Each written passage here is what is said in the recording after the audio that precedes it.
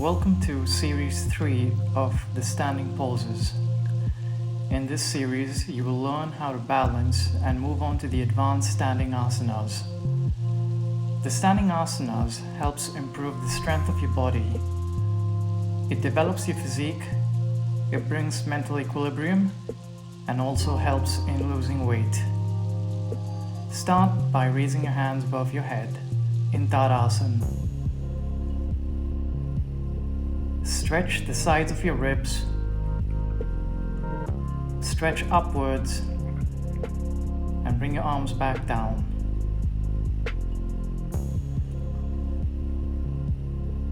Take in a few deep breaths and focus on the middle of your chest.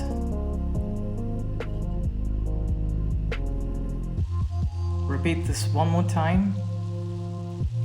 This is a preliminary practice to improve the strength of your ribs. This asana is called Vrikshasana. In this asana, you stand like a tree. You stand with your leg folded, placed on the other leg, as you can see.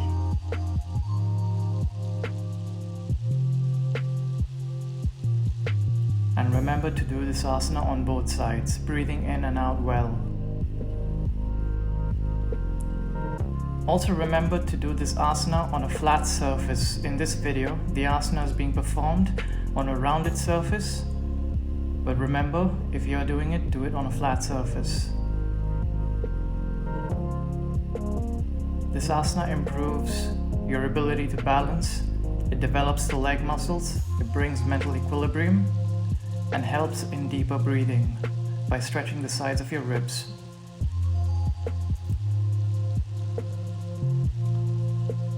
This is called Veerbhadra Asana. It is a variation of Veerbhadra Asana 2.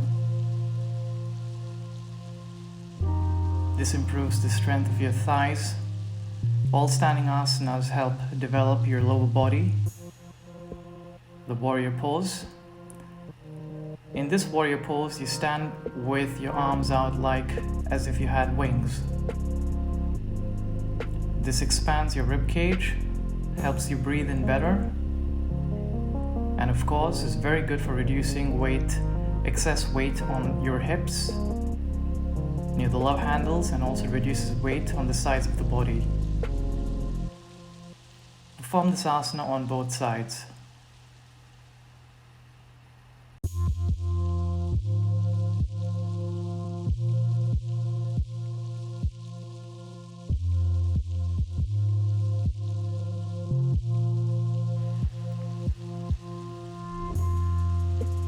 Remember to keep the outstretched leg tight, and keep the bent leg, the knee of the bent leg right above the heel.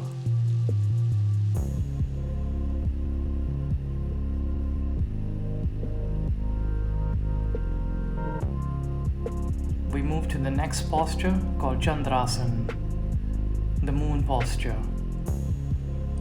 This posture is very good for getting rid of any misalignment in the knees and near the lower sacral region.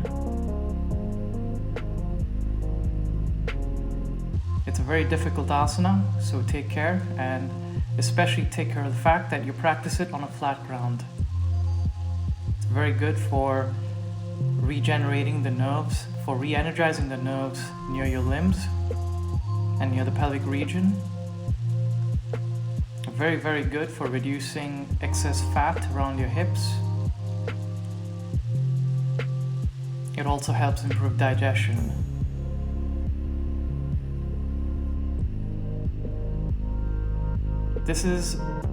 Part 3 is the series of practicing standing asanas, which is the most advanced part of standing asanas. So remember to learn part 1 and 2 well before proceeding to part 3. This asana here requires a lot of strength.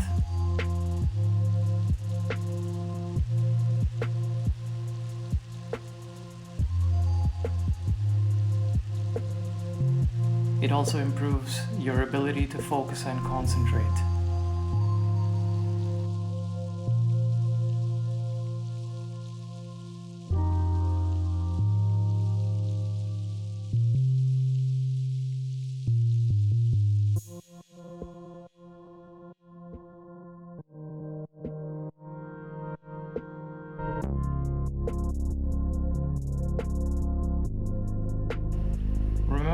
Remember to come back to Tadasana after every standing pose, after every 2 standing poses, because they're extremely demanding.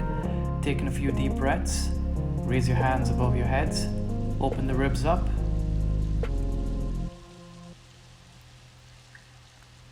And now we move on to Ardha Baddha Utkatasana.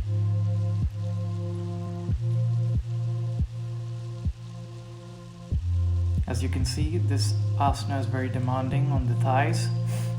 It also helps remove any minor deformities in the hip region.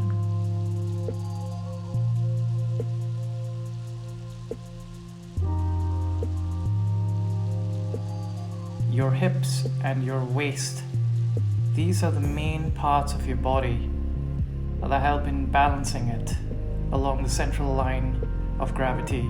So if you develop these parts, your brain, which is always in a state of equilibrium, filled in this brain sac fluid, that remains also in equilibrium.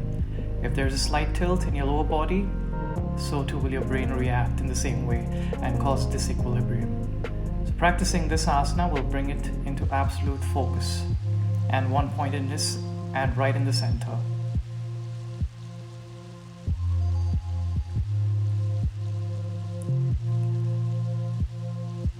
This asana is also very good for cyclists, just to mention.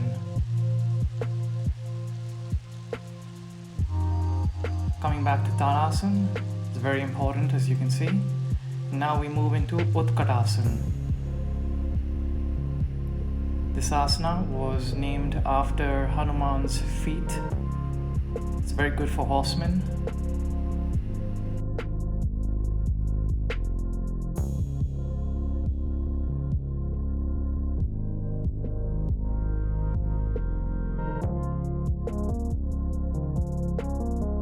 This is a variation of Utkatasana.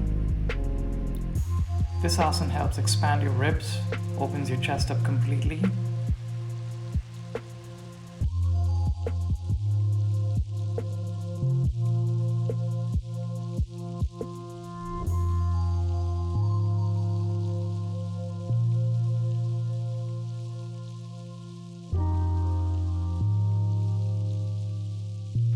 This is Ardha Vrikshasana.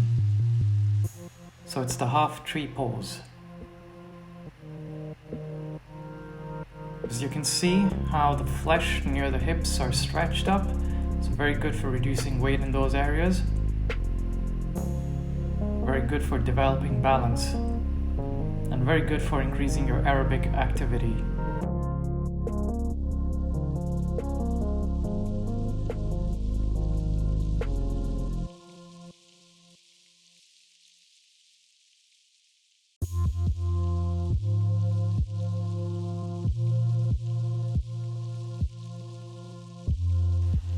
Always check to see that you're aligned.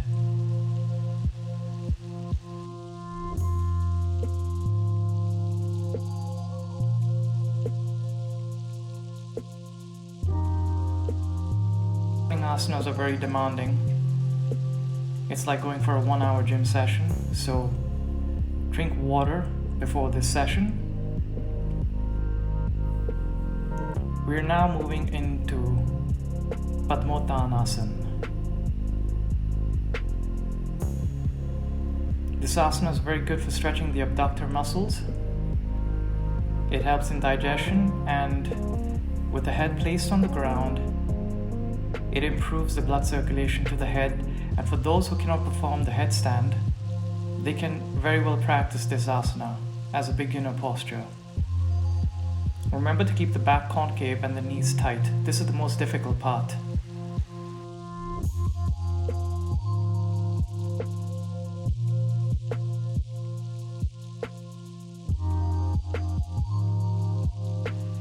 Gently rest on the head, but keep most of the weight on your feet.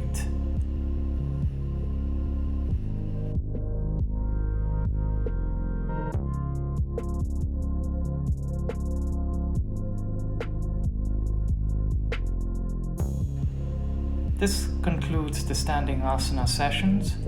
This was the last of the standing asana series. and this asana is always to be performed at the end. Breathe in well, stretch your arms, focus deep inside, and remember to practice Shavasana after the end of these standing asanas.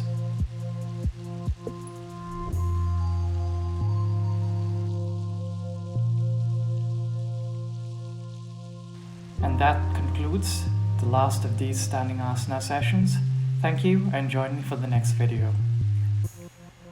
And for more, subscribe to this channel and remember to leave your comments down below.